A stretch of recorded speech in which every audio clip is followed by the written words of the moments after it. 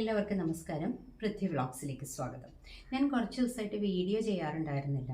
നേരത്തെ എടുത്തു വെച്ച വീഡിയോ ഉണ്ടായിരുന്നു, പക്ഷെ അപ്ലോഡ് ചെയ്യാൻ പറ്റാത്തൊരു സാഹചര്യമായിരുന്നു. എൻ്റെ എൽഡസ്റ്റ് ബ്രദർ ഞങ്ങളെ വിട്ടുപോയി. അതായത് തറവാട്ടിലായിരുന്നു പുള്ളി താമസിച്ചിരുന്നത്, വേറൊരു ബ്രദറിൻ്റെ കൂടെ. പുള്ളിയാണെങ്കിൽ മാരീഡൊന്നുമല്ല. ഈ ബ്രദർ 74 വയസ്സുണ്ടായിരുന്നു. അതായത് ചെറിയൊരു ബ്രീത്തിങ് ഒരു വലിവ് പോലെ ഉണ്ടായിരുന്നു. പക്ഷെ എന്നാലും പുള്ളി വലിയ പ്രശ്നമൊന്നുമില്ലാതെ പുറത്തു പോകുകയും ഒക്കെ ചെയ്യുമായിരുന്നു. അന്ന് അതായത് 19th ഇതുപോലെ പുറത്തൊക്കെ പോയി വന്നതാണ്. രാത്രി കിടന്നുറങ്ങിയതാണ്. ഒരു ദിവസം രാവിലെ വിളിച്ചപ്പോൾ ആളെഴുന്നേറ്റില്ല, കാർഡിയാക് അറസ്റ്റ് പോലെ. അപ്പോൾ അതുകൊണ്ടാണ് ഞാൻ വീഡിയോ ഒന്നും ചെയ്യാറുന്നത്. കുറച്ച് പേരെന്നോട് മെസ്സഞ്ചറിലൊക്കെ വന്ന് ചോദിച്ചിരുന്നു. അപ്പോൾ ഞാൻ എടുത്തു വെച്ചിരുന്ന വീഡിയോ ഉണ്ടായിരുന്നു. അപ്പോൾ ഞാൻ വിചാരിച്ചിരുന്ന എന്തായാലും ഒന്ന് ഒരെണ്ണം അപ്ലോഡ് ചെയ്തേക്കാമെന്ന് വിചാരിച്ചു. അപ്പോൾ അതാണ് കാരണം. അപ്പോൾ ഇന്ന് ഞാനൊരു വീഡിയോ ഇടുന്നുണ്ട്. അപ്പോൾ നിങ്ങളെല്ലാവരും കണ്ടിട്ട് നിങ്ങളുടെ ഫീഡ്ബാക്ക് എന്നെ അറിയിക്കണം. അടുത്ത വീഡിയോയിൽ നമുക്കുടനെ തന്നെ കാണാം. Thank you. ബൈ. ഞാനിവിടെ ഒരു പാവയ്ക്ക എടുത്തിട്ടുണ്ട്. ഇതിൻ്റെ ഉള്ളിലത്തെ കുരുവൊക്കെ കളഞ്ഞ് വട്ടത്തിൽ കട്ട് ചെയ്തെടുക്കണം. അപ്പോൾ ഞാനിത് ആദ്യമേ തന്നെ ഒന്ന് കഴുകിയിട്ടാണ് കട്ട് ചെയ്യാൻ പോകുന്നത്. അത് കഴിഞ്ഞിട്ട് കട്ട് ചെയ്തിട്ട് വീണ്ടും ഒന്നുകൂടി നമുക്ക് കഴുകാം.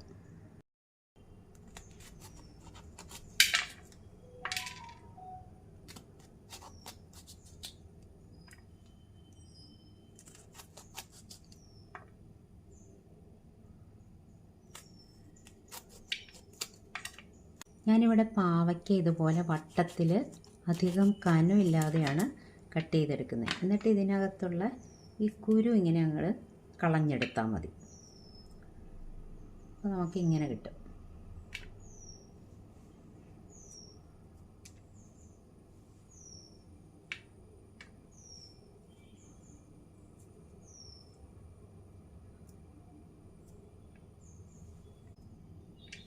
ഈ രീതിയിൽ നമുക്ക് കട്ട് ചെയ്തെടുക്കാം. അധികം കനമില്ലാതെയാണ് കട്ട് ചെയ്യുന്നത്. പാവയ്ക്ക വെച്ചിട്ടുള്ളൊരു അടിപൊളി കറിയാണ് കേട്ടോ നമ്മളിവിടെ ഉണ്ടാക്കാൻ പോകുന്നത്. എടുത്ത പാവയ്ക്ക മുഴുവൻ കട്ട് ചെയ്തെടുത്തിട്ടുണ്ട്. കണ്ടോ, ഇതേപോലെ വളരെ കനം കുറച്ചരിഞ്ഞാണ് എടുത്തിരിക്കുന്നത്. ഇനി നമുക്ക് ഇതൊന്ന് വെളിച്ചെണ്ണയിലിട്ട് ജസ്റ്റ് ഒന്ന് സോട്ട് ചെയ്തെടുക്കണം. ഒന്ന് വാടി വരണം, അത്രേ ഉള്ളൂ. അപ്പോൾ ഒന്നുകൂടി ഞാനിതൊന്ന് കഴുകിയിട്ട് വെള്ളം വാലാൻ വയ്ക്കുന്നുണ്ട്. ഇത് കഴുകി ഒന്ന് വെള്ളം പോകാനായിട്ട് ഒരരിപ്പയിലേക്ക് വെച്ചിട്ടുണ്ട്. ഇവിടെ ഞാനൊരു വലിയ നെല്ലിക്ക വലിപ്പത്തിൽ പുളി എടുത്തിട്ടുണ്ട്. ഇതിലേക്ക് അല്പം വെള്ളവും കൂടി ഒഴിച്ചു വയ്ക്കാം. ഇതൊന്ന് കുതിർന്ന് കഴിയുമ്പോൾ നമുക്കിത് പിഴിഞ്ഞെടുക്കാം. ഞാനിവിടെ ഒരു പാൻ അടുപ്പത്ത് വെച്ച് കൊടുത്തിട്ടുണ്ട്. സ്റ്റൗ ഓൺ ചെയ്ത് മീഡിയം ഫ്ലെയിമിലാക്കിയിട്ടുണ്ട്. ഇനി ഇതിലേക്ക് വെളിച്ചെണ്ണ ഒഴിച്ചു കൊടുക്കാം. ഒരുപാട് വേണ്ട. ഡീപ്പ് ഫ്രൈ അല്ല നമ്മൾ ചെയ്യുന്നത്, ഷാലോ ഫ്രൈ ആണ് ചെയ്യുന്നത്. വെളിച്ചെണ്ണ ചൂടായി വന്നിട്ടുണ്ട്. നമുക്ക് നമ്മുടെ ആരോഗ്യവും അതുപോലെ തന്നെ വെളിച്ചെണ്ണയുടെ വിലയൊക്കെ കണക്കാക്കി അധികം വെളിച്ചെണ്ണയൊന്നും എടുക്കണ്ട, കുറച്ചെടുത്താൽ മതി. എന്നിട്ട് നമുക്കിത് ഒന്ന് വെച്ച് ഇട്ട് കൊടുത്ത് ഒന്ന് ചെറുതായിട്ടൊന്ന് മൂപ്പിച്ചെടുക്കാം. എല്ലാം നിരത്തി ഇട്ട് കൊടുത്തു. ഇത് നമുക്കൊരു 2 ബാച്ചായിട്ട് റോസ്റ്റ് ചെയ്തെടുക്കാം. ഒരുപാട് റോസ്റ്റാക്കുകയും വേണ്ട, ജസ്റ്റ് ഒന്ന് വാടി കിട്ടിയാൽ മതി. ഒരു വശം നല്ലതുപോലെ ഒന്ന് മൂത്ത് കഴിയുമ്പോൾ നമ്മളൊന്ന് മറിച്ചിട്ട് കൊടുക്കണം. എന്നിട്ട് അതും ഇതുപോലെ തന്നെ അല്പസമയം ഒന്ന് റോസ്റ്റായി കഴിയുമ്പോൾ എടുത്തു മാറ്റാം. ചെറുതായിട്ടൊന്ന് വാടി വന്നിട്ടുണ്ട്. അപ്പം ഞാനൊന്ന് മറിച്ചിട്ട് കൊടുത്തു. ഇനി ആ വശവും കൂടി ഒന്ന് ചെറുതായിട്ടൊരു ലൈറ്റ് ബ്രൗൺ കളറാകുമ്പോൾ നമുക്കിത് കോരി മാറ്റാം. എന്നിട്ട് അടുത്ത ബാച്ചും കൂടി ഇട്ട് കൊടുക്കാം. ഈ ഒരു പരുവത്തിൽ നമ്മൾ കോരി മാറ്റി എണ്ണയിൽ നിന്ന്. ഇനി അടുത്ത ബാച്ച് ഇട്ട് കൊടുക്കാം. അടുത്ത ബാച്ച് ഇട്ട് കൊടുത്തിട്ടുണ്ട്.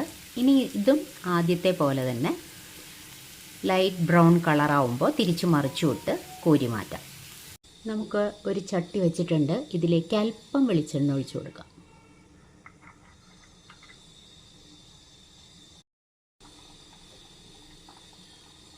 കാൽ ടീസ്പൂൺ മഞ്ഞൾപ്പൊടി, മുളക് പൊടി 1 ടീസ്പൂൺ.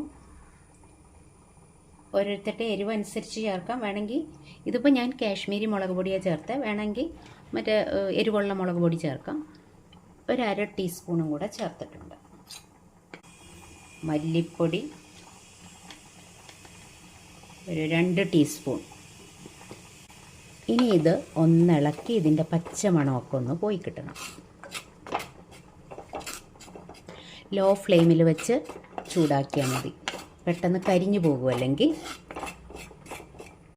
മതിയാവും. ഇനി ഇതിലേക്ക് നമുക്ക് പിഴിഞ്ഞു വെച്ചിരിക്കുന്ന പുളിവെള്ളം ഒഴിച്ചു കൊടുക്കാം.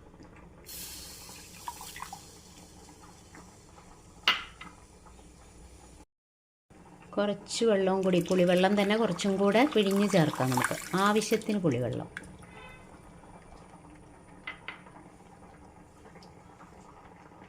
പാകത്തിന് ഉപ്പ്.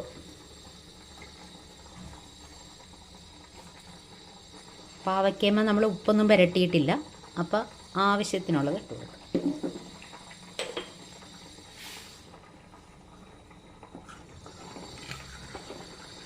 ഇനി ഈ പുളിവെള്ളത്തിൽ ഈ മുളകും മഞ്ഞൾപ്പൊടിയും മല്ലിപ്പൊടിയും എല്ലാം കിടന്ന് നല്ലതുപോലൊന്ന് തിളച്ച് വരട്ടെ. ഒന്നിളക്കി കൊടുക്കണം.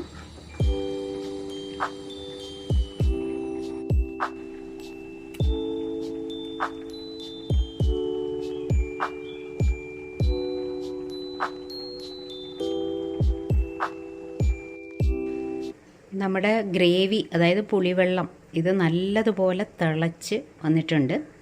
ഇനി നമുക്ക് ഇതിലേക്ക് നമ്മുടെ പാവയ്ക്ക റോസ്റ്റ് ചെയ്ത് വെച്ചിട്ടുണ്ടല്ലോ, അത് ചേർത്ത് കൊടുക്കാം.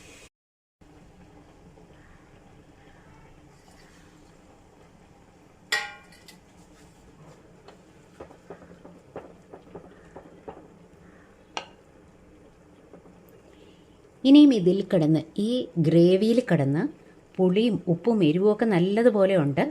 ഇതിൽ കിടന്ന് ഈ പാവയ്ക്ക തിളച്ചൊന്ന് വെന്തിട്ടൊക്കെ ഉണ്ട് ഓൾമോസ്റ്റ്. പക്ഷേ ഇതിലേക്ക് പുളിയും ഉപ്പും എരിവും നല്ല പോലെ പിടിക്കണം. ഇനി ഗ്രേവി ആവശ്യമുണ്ടെങ്കിൽ നമുക്ക് തിളപ്പിച്ച വെള്ളം ചേർത്ത് കൊടുക്കാം. ഇത് ശരിക്കും കഴിക്കാൻ ഒരു സൈഡ് ഡിഷായിട്ട് അല്ലെങ്കിൽ ഒഴിച്ചുകറിയായിട്ടും കഴിക്കാം. പക്ഷെ നല്ലതുപോലെ പെരണ്ടിരിക്കുന്ന ഒരു കറിയായിട്ടുള്ളതാണ് നമ്മൾ കൂടുതലും നന്നായിട്ട് ഇരിക്കുക ചോറിന്. ഇങ്ങനെ വയ്ക്കുമ്പോൾ പാവയ്ക്കയുടെ ഒട്ടും കയ്പുണ്ടാവില്ല, തീരെ കയ്പുണ്ടാവില്ല. എല്ലാവരും ഇതൊന്ന് ട്രൈ ചെയ്ത് നോക്കണം. നല്ലൊരു ടേസ്റ്റി ആയിട്ടുള്ള കറിയാണ്, ചോറിന് കൂട്ടി കഴിക്കാൻ ബെസ്റ്റാണ്. പാവയ്ക്കയിലേക്ക് പുളിയൊക്കെ നല്ലതുപോലെ പിടിക്കണം, എരിവും ഉപ്പും നല്ല ടേസ്റ്റായിട്ട് വരും. അപ്പോൾ തന്നെ ഗ്രേവി നമ്മുടെ ആവശ്യാനുസരണം കൂട്ടാം. പക്ഷെ കുറച്ചൊന്ന് പെരണ്ടിരിക്കുന്ന കറിയായിട്ടാണ് ഇത് കൂടുതൽ നല്ലത്. ഇനി ഞാൻ സ്റ്റൗ ഓഫ് ചെയ്ത് വെക്കാൻ പോവുകയാണ്. എന്നിട്ട് ഇതിലേക്കൊരു താളിപ്പ്, കടുകൊന്ന് വറുത്തിട്ടാൽ മതി. നല്ല ടേസ്റ്റാണ്, ഇരുന്നൊന്ന് കുറുകുകയും ചെയ്യും. ഈ സമയത്ത് ഉപ്പ്, എരിവ്, പുളിയൊക്കെ നമുക്ക് നോക്കി കൊടുക്കാം. ഞാനൊരു ചെറിയ പാൻ വെച്ചിട്ടുണ്ട്, കടുക് വറുത്തിടാനാണ്. അതിലേക്ക് 1 ടേബിൾ സ്പൂൺ വെളിച്ചെണ്ണ ഒഴിച്ചു കൊടുത്തിട്ടുണ്ട്. ഒരു 1/2 ടീസ്പൂൺ കടുക് ഇട്ട് കൊടുക്കാം. കടുകൊന്ന് പൊട്ടി വരുമ്പോഴത്തേക്കും നമുക്ക് 2 ചെറിയ ഉള്ളി സ്ലൈസ് ചെയ്ത് വെച്ചതും കറിവേപ്പിലയും 2 വറ്റൽ മുളകും ചേർത്ത് മൂപ്പിച്ചിടാം.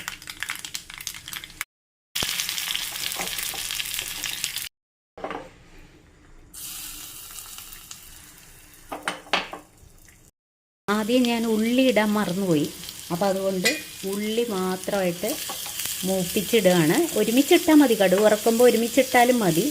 ഞാനിതിപ്പം അപ്പം ഇടാൻ വിട്ടുപോയത് കൊണ്ടാണ്. ഉള്ളി മൂപ്പിച്ചിടാൻ മറന്നുപോയെന്ന് പറഞ്ഞില്ലേ, അതെ, ഉള്ളി ചേർക്കുക.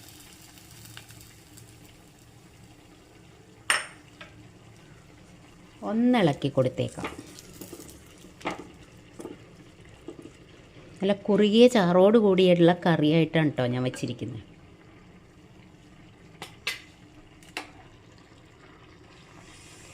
ചട്ടിയിലിരുന്ന് തന്നെ ഒന്നുകൂടി കുറുകിയിട്ടുണ്ട്.